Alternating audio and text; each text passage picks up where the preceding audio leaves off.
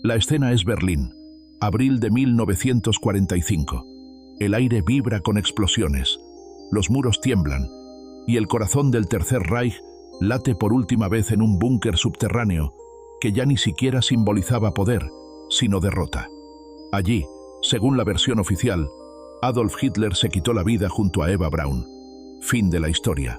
O al menos, eso es lo que el mundo aceptó durante décadas. Pero la historia, como siempre, guarda grietas. Documentos, rumores, testimonios y archivos desclasificados que parecen seguir un mismo hilo. La posibilidad de que Hitler no muriera en ese búnker. Antes de comenzar, te invito a suscribirte. Subimos contenido histórico que pocas veces se cuenta completo. Y créeme que lo que vamos a ver hoy es una de las piezas más polémicas de la Segunda Guerra Mundial. Para entender de dónde nace esta teoría, hay que retroceder a los años posteriores al 1945. El mundo estaba fragmentado, Europa en ruinas, y la inteligencia de varios países ya no solo perseguía a los nazis fugados, sino que comenzaba a revisar todos los huecos de la historia reciente.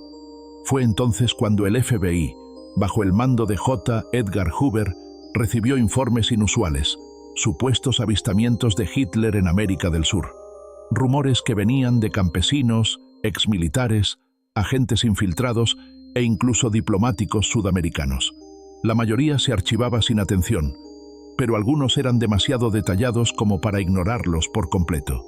En los archivos desclasificados décadas después, aparece una carta enviada al FBI por un informante en Argentina que aseguraba que Hitler había escapado de Alemania a través de submarinos nazis que todavía operaban después de la caída del Reich. Según su declaración, Hitler habría llegado a la Patagonia acompañado por varios altos mandos. La carta incluía descripciones físicas, nombres de estancias rurales y hasta posibles rutas utilizadas. ¿Era real? No lo sabemos. Pero lo sorprendente es que Hoover no la descartó. Ordenó que se catalogara y se añadiera a un expediente que recopilaba informes similares. Para entender por qué esta teoría se volvió tan popular, hay que mirar un detalle incómodo. La Unión Soviética fue quien recuperó los supuestos restos de Hitler, y durante años jamás permitieron que ningún investigador occidental los analizara. Eso alimentó la duda. La anatomía del cráneo, las piezas dentales, los objetos encontrados, todo permanecía bajo control soviético, y cualquier intento de cuestionarlo era rechazado. Con el tiempo, incluso surgieron análisis que sugerían que parte de los huesos atribuidos a Hitler no coincidían con los de un hombre de su edad, sino con los de una mujer joven. Esto encendió una llama que nunca se apagó. Hagamos una pausa para recordarte que si te gusta este tipo de historias, puedes dejar tu me gusta, porque eso nos ayuda muchísimo a seguir investigando documentos complejos como este.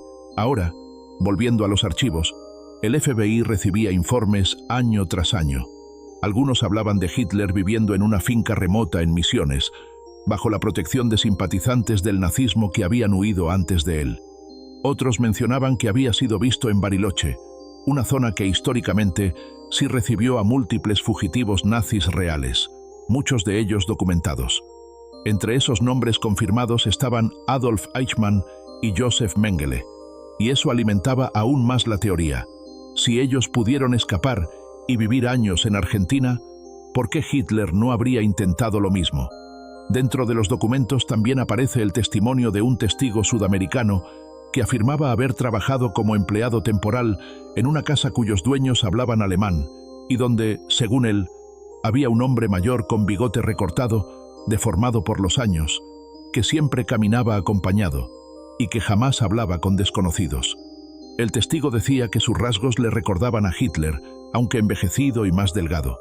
Describía la casa, la distribución, la rutina. El FBI consideró el informe insuficiente, pero no lo descartó. Lo archivó con el resto. Aquí es donde la historia se pone más densa, porque estos documentos no prueban nada por sí solos, pero revelan algo importante. Los Estados Unidos nunca estuvieron completamente seguros de la muerte de Hitler, al menos no durante los primeros años posteriores al final de la guerra. Hoover recibía información, la evaluaba y la guardaba. ¿Por qué guardarla si no tenía importancia? ¿Por qué dedicar tiempo a informes de supuesto valor histórico si su muerte era completamente incuestionable? Hay historiadores que dicen que se trataba solo de una medida preventiva. Otros, que Hoover era obsesivo con cualquier detalle que pudiera afectar la seguridad nacional, incluso los más absurdos.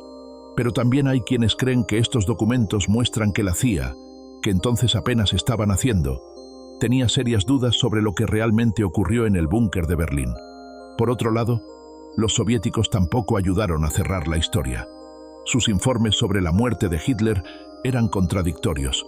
A veces mencionaban un cadáver calcinado, otras veces decían que no habían encontrado restos completos. Incluso hubo declaraciones oficiales que aseguraban que Hitler había escapado y que Stalin estaba convencido de que seguía vivo. No sabemos si era propaganda, paranoia o simplemente desinformación, pero dejó un vacío gigantesco. A esto se suman los rumores sobre supuestos submarinos nazis que llegaron a Argentina después de la guerra. Esto sí es un hecho. Al menos 2 submarinos alemanes se rindieron en la costa argentina en los meses posteriores al fin de la guerra. Y aunque no transportaban a Hitler, demostraron que la ruta existía, que estaba activa y que era posible. Muchos documentos también mencionan una red de apoyo nazi instalada en América del Sur, desde antes del final de la guerra. Organizaciones, contactos, hoteles, empresas, todo un circuito clandestino que luego sería conocido como Odessa. Esa red fue utilizada por cientos de nazis para escapar, esconderse y rehacer su vida. Cientos de casos documentados. Es real. Entonces, surge la pregunta inevitable. Si esa red funcionaba, si estaba preparada, si todavía tenía recursos, ¿por qué no habría estado lista para el escape más importante de todos? Los archivos del FBI también incluyen informes sobre un supuesto encuentro entre Hitler y oficiales argentinos en una región remota donde, según varias versiones, se habría asegurado su protección a cambio de información estratégica sobre tecnología alemana. ¿Suena fantasioso? Sí, pero recordemos que en plena Guerra Fría, cualquier detalle podía ser valioso, y que muchos países sudamericanos tenían gobiernos que simpatizaban con el régimen nazi. Hay otro aspecto que alimentó la teoría durante años. No hay fotografías confiables del cadáver de Hitler. Las pocas imágenes que circularon fueron cuestionadas, muchas consideradas falsas o manipuladas. Esto dejó el terreno perfecto para que la duda creciera. Si no hay un cuerpo identificable y confirmado científicamente por varios países, la historia queda abierta. Algunos historiadores sostienen que Hitler nunca habría escapado porque su sentido del orgullo no le habría permitido huir, pero otros recuerdan que su comportamiento en los últimos meses era errático, confuso y profundamente influenciado por el miedo. Y la idea de un escape ordenado, ejecutado por las SS bajo el mando de Heinrich Himmler, no es imposible si se analiza la logística de otros fugitivos reales. Los testimonios argentinos también incluyen informes sobre médicos alemanes instalados en clínicas privadas en zonas rurales, supuestamente encargados de atender a antiguos altos mandos nazis. Algunos aseguraban haber visto a un paciente especial, custodiado y siempre protegido de cualquier visitante externo. Nada concluyente, pero suficiente para alimentar el mito. Con el paso de los años, los documentos del FBI fueron acumulándose hasta formar un archivo amplio, lleno de informes, cartas, informes de campo y análisis internos. Ninguno prueba la supervivencia de Hitler, pero todos demuestran que el tema era tomado con seriedad. No lo descartaron, no lo terminaron, no lo resolvieron. La teoría volvió a renacer cuando algunos restos atribuidos a Hitler fueron analizados por expertos rusos y extranjeros. Varios resultados indicaron que un supuesto fragmento de cráneo pertenecía a una mujer. Otros fragmentos sí parecían coincidir con su dentadura, pero la falta de acceso abierto y la mezcla de restos en los informes soviéticos hizo que las dudas persistieran.